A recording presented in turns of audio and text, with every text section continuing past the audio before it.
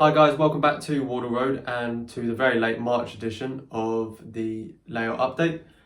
In the previous two episodes, I've been working on the scenic side over here.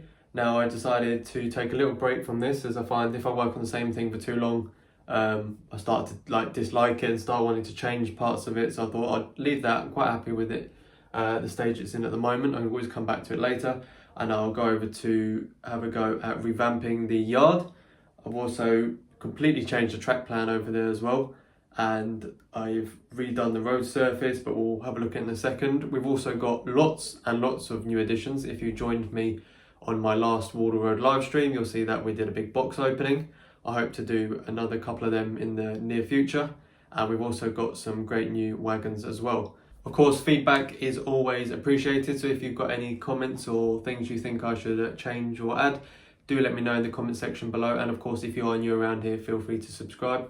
If you want to go that little bit extra further, we do have a channel membership from 99p, and if you're in the Premiere now or any of the live streams, you'll be able to use all the emotes and all the extra features as well. So let's get into the March update.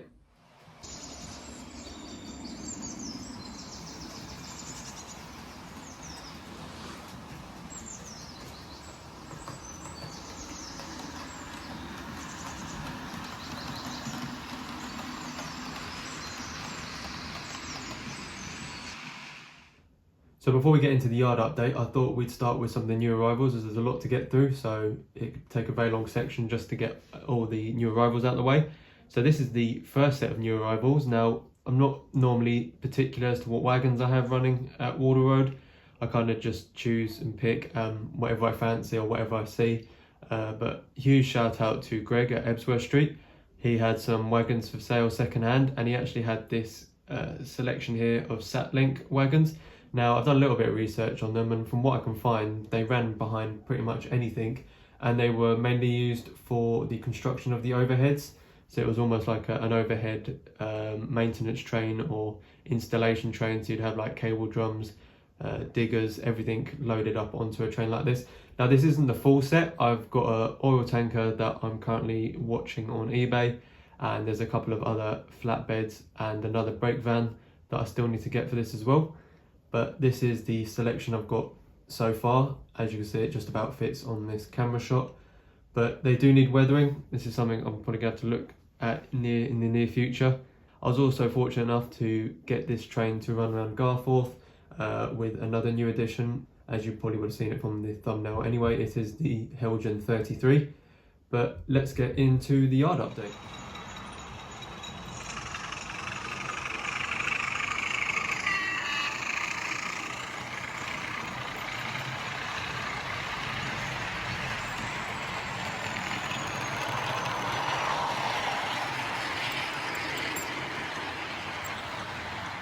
So now we move over to the yard side of the layout. Now, it might not look too different from what you guys remember. However, from where I am, a lot has actually changed.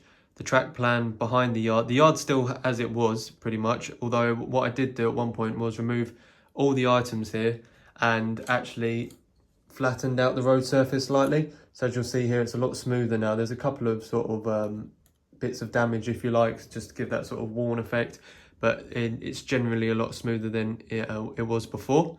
The track plan, as I mentioned before, has changed all along behind here and behind the camera. You'll also see the new yard lights. Now, I found these at AG Off, got them for £5 each. I've not been able to source any in the UK since, although there are some, I believe, in Germany, but they're like £20–30, so I'll have to wait on them. But I've got two of them at the moment. One facing that way, and then one just behind the camera here facing the engine sheds.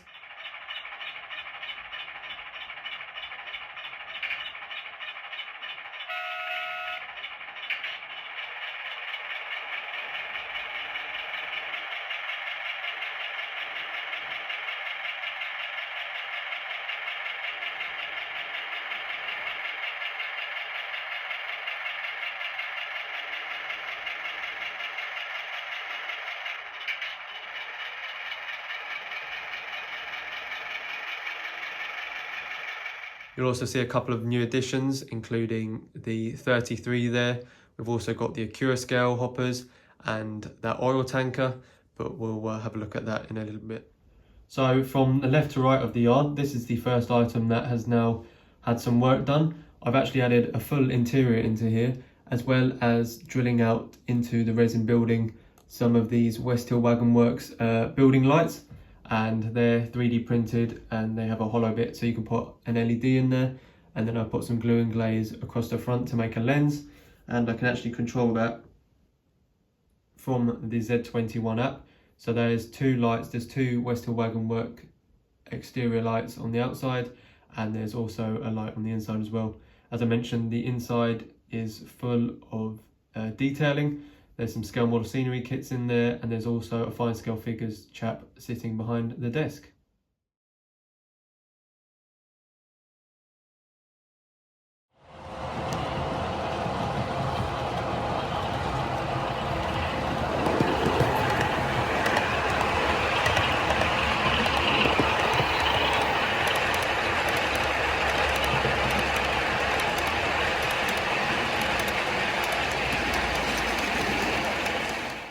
As you can see, I've still got my selection of white goods. These are from Goodwood Scenics, and there's a selection of washing machines, fridges and freezers.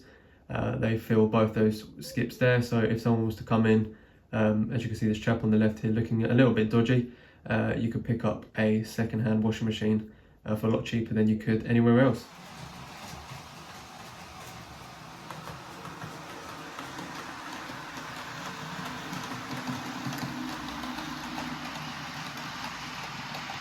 If I move these akura scale hoppers out of the way, we can have a look at what's behind them. Now, as you can see, I've slightly revamped the piles of ballast and soil and coal. The coal has had a new layer added to the top of it just to give it a little bit more of a shiny effect, as it was quite dull before. The ballast needs redoing slightly because where I put the glue on, the glue's not dried clear very well, so I'll have to come back to that. But the soil, as you can see there, has got different tones in it to suggest that perhaps they've either dug some away and the wet soil's still underneath, or they've just dumped some fresh stuff on top. You can also see here, as I mentioned earlier, the road surface is now a lot smoother. Of course, I've got some bits of weathering and wear and tear on it, but it's generally a lot smoother coming up to the track.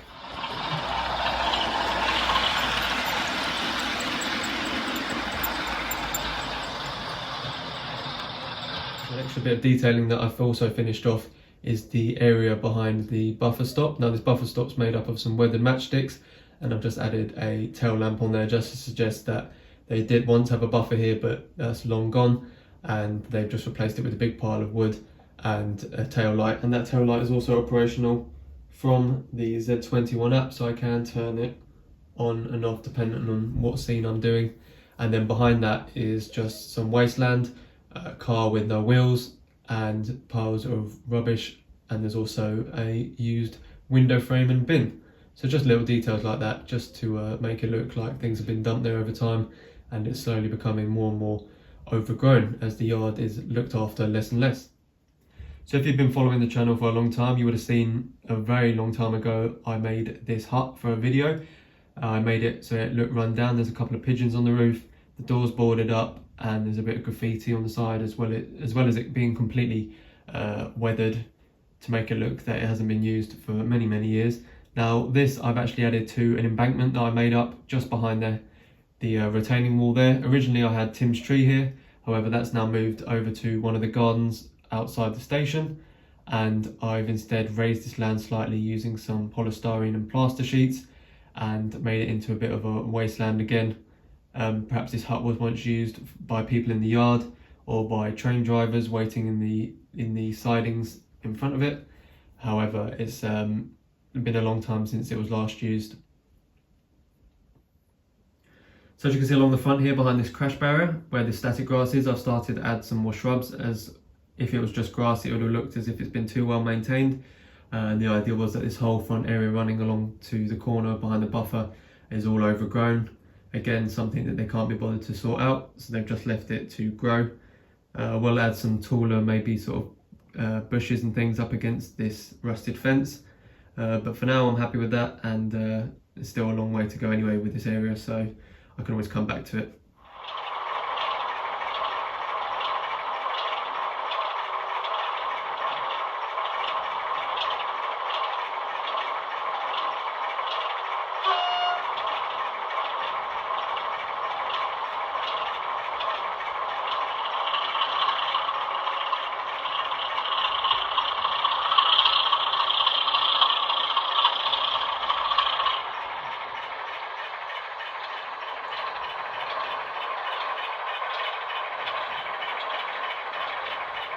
Now, I'm sure you know by now, Goodwood Scenics, they've worked very closely with me since the channel started actually, and they've given me loads and loads of support over the last few months, especially as I've moved into my new house and got this railway room up and running.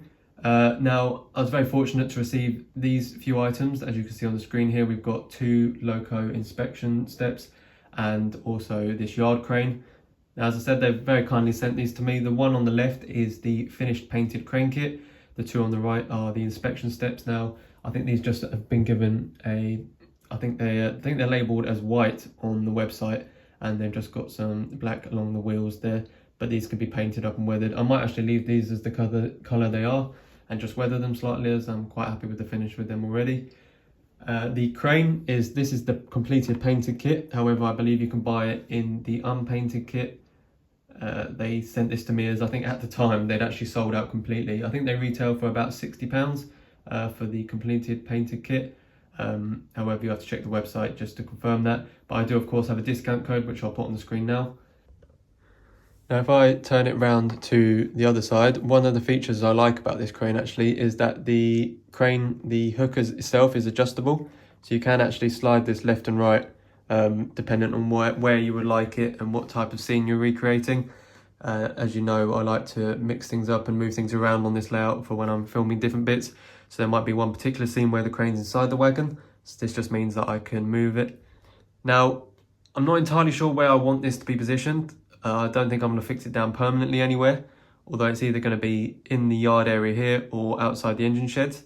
Of course, the 2 loco inspection steps will be inside the engine sheds themselves.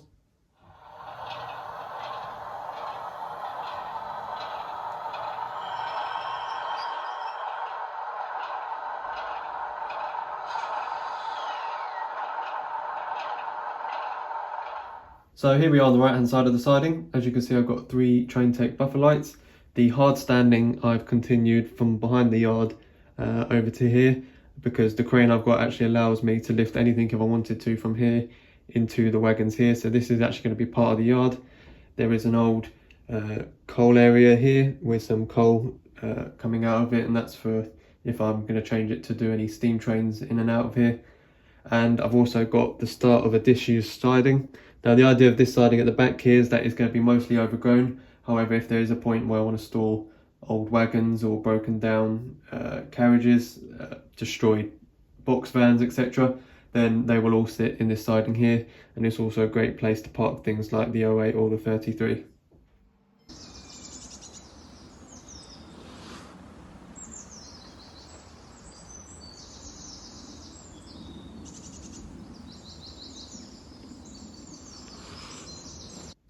Now, the area on the right hand side is a long way off being completed.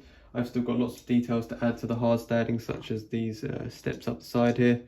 Again, I haven't exactly decided what I want this area to look like at the end, so it's a little bit of a work in progress still. And of course, I've still got the 2 back lines here that need ballasting, as well as the embankment that still I need to decide what I actually want to do with that along the back there. So yeah, this area is again nowhere near completion.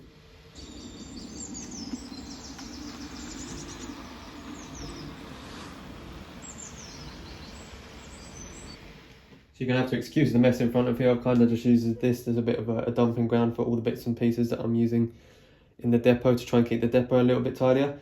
But John Gay, if you're watching, thank you very much. He very kindly sent me this engine shed just for the cost of the postage.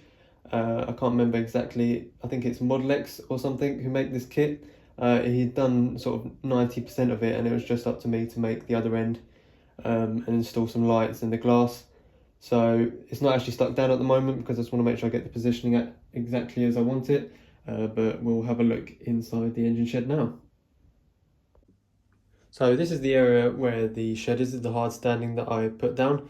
Underneath, just to get the height right, I've used the scale model scenery hard standing, and then I've just gone over the top of it with a bit of filler. But these pieces here and here are all scale model scenery. I've then got the Pico inspection pits, 2 of them, and they're all painted. And as you can see on the furthest one here, I've added a welding light.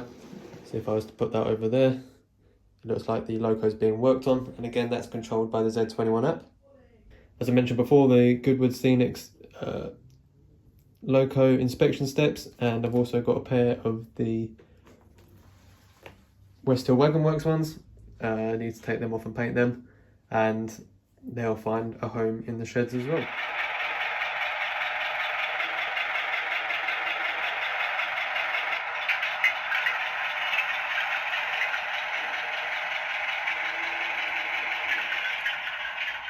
So like I mentioned before with the Satlink wagons, this has also come from Greg. This is an N7 in this lovely southern green, number 3520. Now, this hasn't had any work done to it aside it's chipped, and I've added a couple of crew members to it.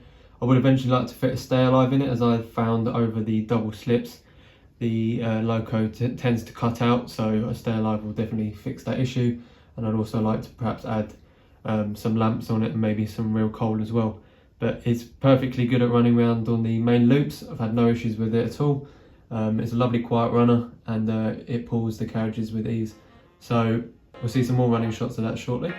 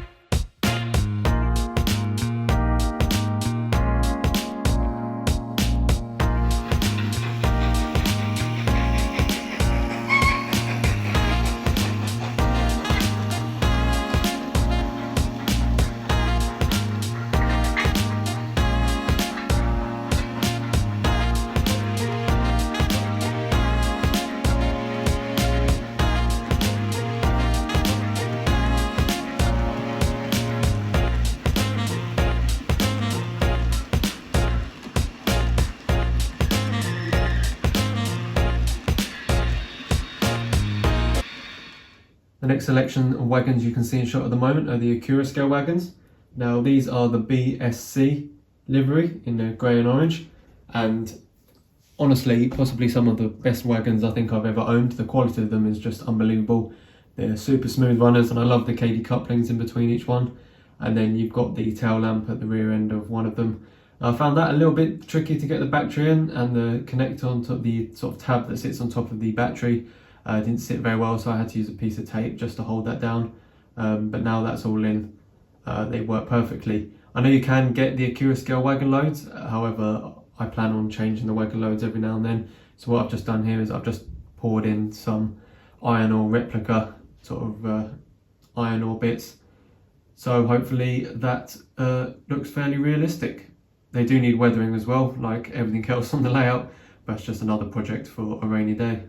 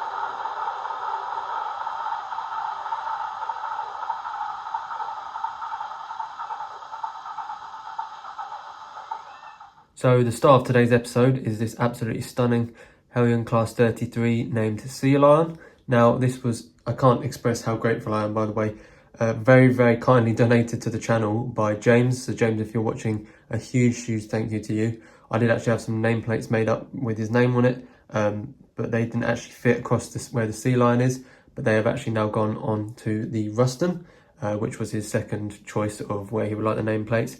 I actually do plan on getting another 33 to double head with this one, which I'll probably get later on down the line. But this model is absolutely superb, and I'd also like to give a shout out to Eric as well, who very kindly gave me his Lego Man Biffo V4, I believe, Class 33 sound chip, and he fitted that as well as the cab lights as well. I then have also painted the interior of the cabs and added a driver at one end. As you would have seen throughout this video, I was very fortunate to get the 33 and the rake of Satlink wagons to run around Garforth. So a huge shout out to Richard for letting the 33 run around this track. And as you'll see from the shots, it's absolutely superb. It's a really smooth runner. Being a Heljan, it's super heavy as well, so it doesn't have any problem pulling 20 plus of the ballast wagons or anything like that. It's an absolutely superb model. James, I can't thank you enough. I'm super grateful. It's an excellent addition to the rolling stock at Wardle Road, and it's a loco I don't think I'll ever get rid of this. It's probably, again, I know I've said a lot, but this is probably at current my favourite loco. So I think, yeah, definitely gonna have to get another one.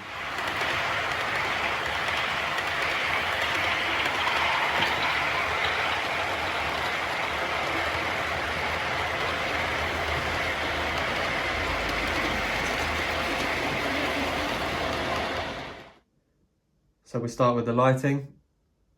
Now the lighting and the cab lighting is directional. So if I was to press that, the cab light should go out at one end, light up the other end, and then as you move off, the cab light goes out.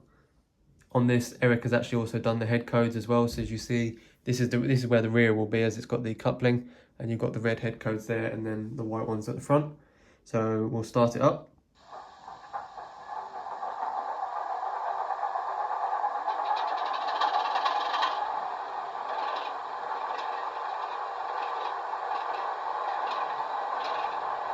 We've got a couple of horns.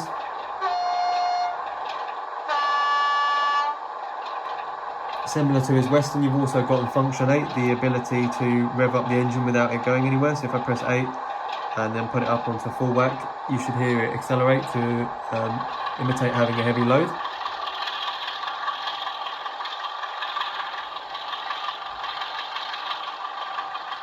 As I just mentioned earlier, James's surname is now plated up on the side of the Ruston, and that currently is pulling one of the other new wagons, which is one of these TTA wagons, which I've attempted to weather myself.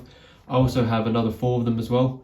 So I've got 2 in the BP livery, 3 in the BP livery, 1 in the SO livery behind that brake van, and then the Shell one just here. The other new addition as well is, you can see just behind the Ruston there, the Bachmann Royal Mail coach. This is a Model Zone exclusive, something I've wanted for quite a while. I'm not sure why, just looked cool. But again, that needs weathering up as well, as it's far too clean. So this wagon was actually very kindly given to me by Greg, and it is one of his club wagons. The club is Beckenham and West Wickham Model Railway Club, and as you can see, it's got their badge on the side. He's actually given me 2, so he's given me 1 to run, and then he's also given me a box one as well, which will go in a new display cabinet.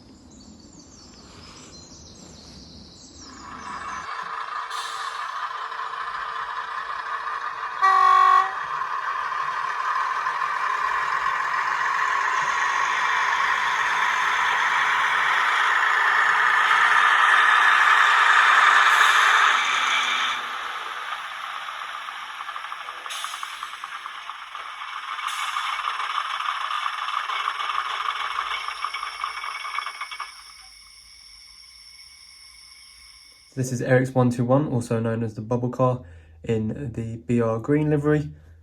And inside this is a Locksound V5. Now this has Jamie Goodman's new DMU sound file on it, and it's quite impressive. So again, we'll start it up and send it off and have a look at some of the sounds on it.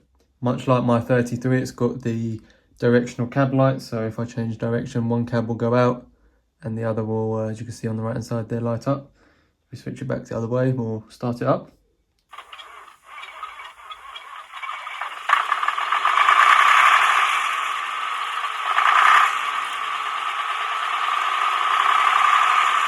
A couple of horns as always.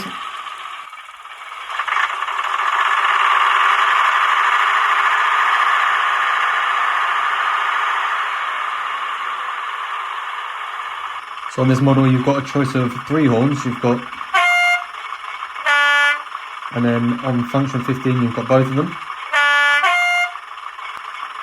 So let's send it off.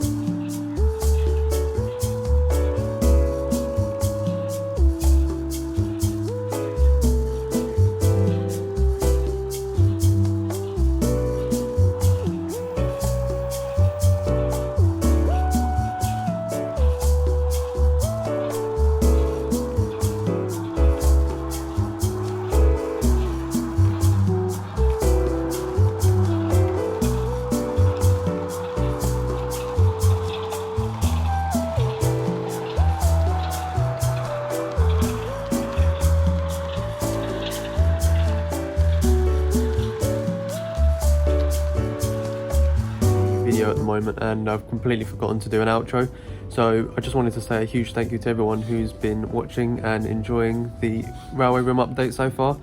As the weather gets better and we come towards summer, obviously we're going to get more of the 5-inch gauge ride on railway stuff, so there's always that to look out for. And after this there's a little sneak peek as well into some of that stuff. But as always, thank you for everyone who subscribed, and thank you to all the channel members. A huge shout out to James, of course, for his incredible donation to the channel, and there's all the discount code links in the description as well. So other than that, here's a sneak peek of what's to come, and I will see you all in the next video. Cheers.